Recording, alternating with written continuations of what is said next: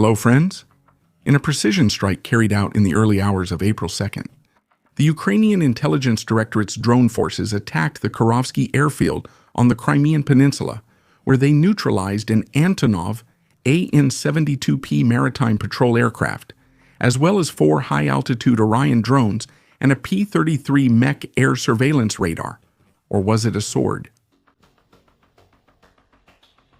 The Orion is a long-range UAV capable of operating for up to 24 hours at distances between 250 and 300 kilometers, carrying guided munitions and conducting long-range reconnaissance. The facilities that supported these operations were completely destroyed, as they received a great deal of attention from the swarm of FP-2 attack drones, each of which carries a warhead weighing between 60 and 100 kilograms. In this case, the footage leaves no room for error and shows us how the Orion base is wiped off the map. Returning to infantry actions, we will now see how the Morog or Darkness assault group of the 225th Assault Regiment, in a bold display of tactical ingenuity and unwavering commitment to their comrades in arms, the group managed to free 2 of his colleagues from the clutches of the orcs, using only a swarm of drones. That's right, without the need to deploy a single infantry soldier. The operation unfolded after reconnaissance drones detected a Russian invader escorting 2 prisoners of war. They had been captured days earlier during a Russian assault on a settlement at the Zaporizhia front and were being moved to the rear. But they remained in the gray zone of the front, where invaders and Ukrainians have mixed positions. Upon detecting the movement and confirming what was happening, the reconnaissance operators quickly communicated and coordinated with the adjacent units, one of which was Morok, whose operators sent their drones. They managed to isolate the enemy from the captives, forcing them to take shelter in different structures.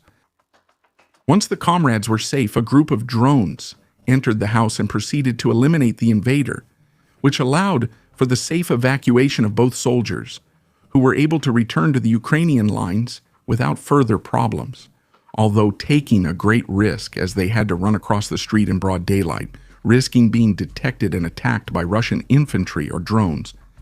The defenders remained steadfast in protecting the lives of each of their soldiers and truly uphold the principle that no one is left behind.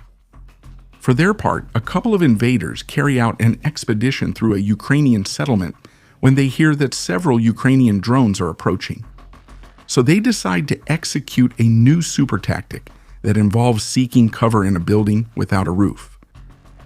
Something that apparently was invented by the same Russian officer who developed the T-Rex tactic. For their part, the defenders completely agree with the use of this camouflage tactic and in fact recommend it to all illegal visitors. It's been days since we last posted a video of the Signum unit, but that doesn't mean they've stopped being the masters of the night. Something the invaders experience immediately upon entering the battalion's area of responsibility. Neither the night nor the snow nor hiding deep in the forest allows them to escape from the swarm that's coming for them. Some lucky ones even manage to receive the attention not just from one, but from multiple mosquitoes. Something that makes the rest try to escape by any means possible, even paddling for their lives through rivers and ponds, which only makes them a bigger target for their predators.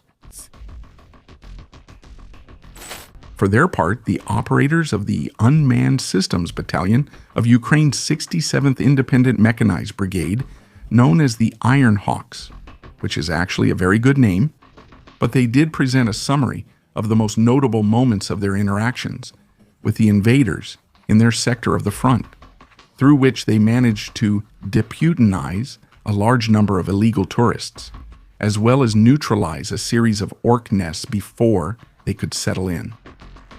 Some of the visitors pretend to faint to avoid the treatment applied by the hosts, but the hosts don't let any visitor who looks relatively unharmed leave without receiving a bit of local affection. All of this is done to make sure the visitors can return home as soon as possible and by airmail. We're going to have to address a political issue since NATO is going through its worst crisis in 77 years of history, the immediate cause of which is the United States war against Iran, which was started without prior consultation with the Allies, and to which Washington demanded that Europe join. The European refusal has led to a spiral of reproaches and threats, including a possible review of U.S. membership. European refusal is included. Trump stated to the Telegraph that the alliance is a paper tiger and that the United States' continued membership in the organization is beyond reconsideration.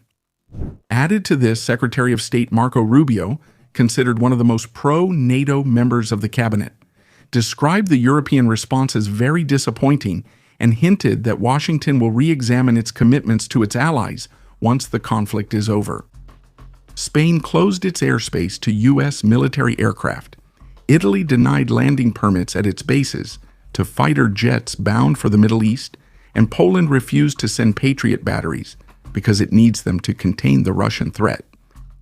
This showed that not only countries with left-wing governments, but also political partners closely tied to Washington, have refused to join the war in Iran. What Europeans are questioning is the legality of the conflict. Since there was no Security Council resolution, there was no grounds for self-defense, and the Allies were not consulted. The broad consensus is that NATO is a collective defense mechanism, not a toolbox to support unilateral interventions launched without warning by the United States. In response to Trump's threats, European countries are working to reduce their dependence both on American weapon systems and on the fossil fuels that Washington is trying to sell. In addition, Foreign Policy reported that last week, the leaders of 10 nations met in Helsinki at a private dinner to coordinate positions outside of NATO's formal channels.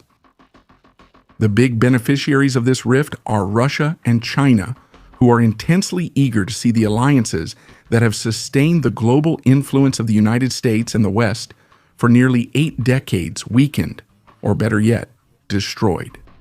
In an article published by Politico and based on interviews with 24 ministers, officials, and diplomats, it confirms that the discussion is no longer about whether Europe should develop its autonomous defense capability, but about how quickly it can do so.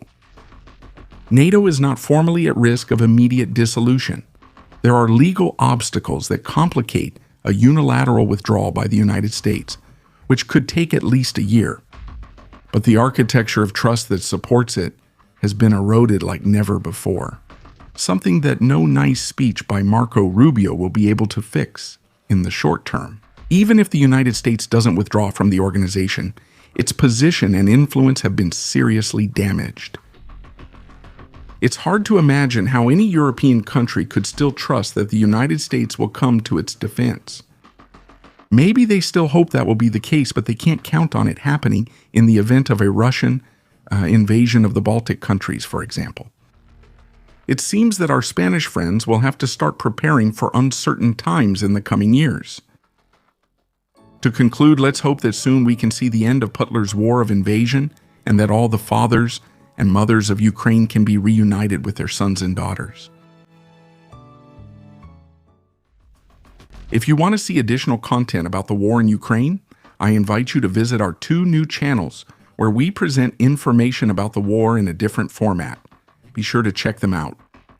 Remember to visit our Patreon, where for just $1 you'll have access to a large number of uncensored videos and documentaries.